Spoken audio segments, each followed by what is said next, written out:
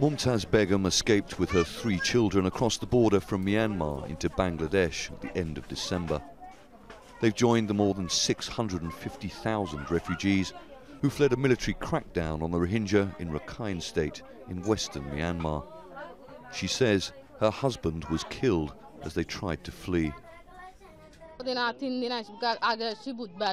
We couldn't go anywhere because there was heavy fighting from all directions and my husband was shot dead by security forces.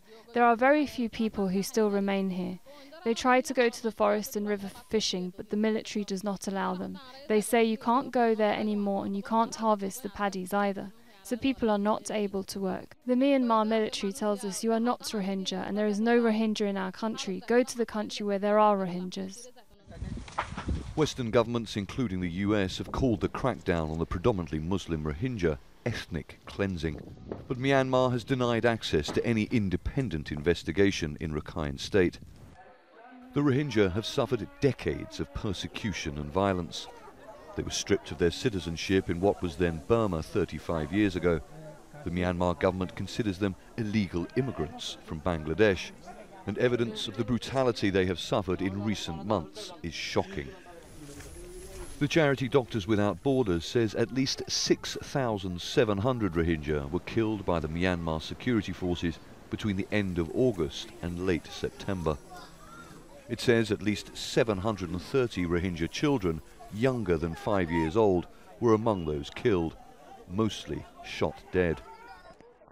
Doctors Without Borders also says nearly 10% of children who died were burned alive in their homes, and at least 5% were beaten to death.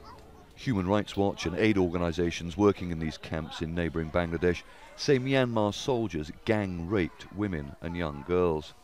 The refugees have escaped death in Myanmar, but the struggle to survive in the camps goes on. The UN says 7% of children here are suffering severe acute malnutrition, a condition that will kill if not treated properly. The biggest challenge that we face right now is that this is the fastest growing refugee camp in the world. Think about Washington DC, but without health services, without medicines, without proper access to food.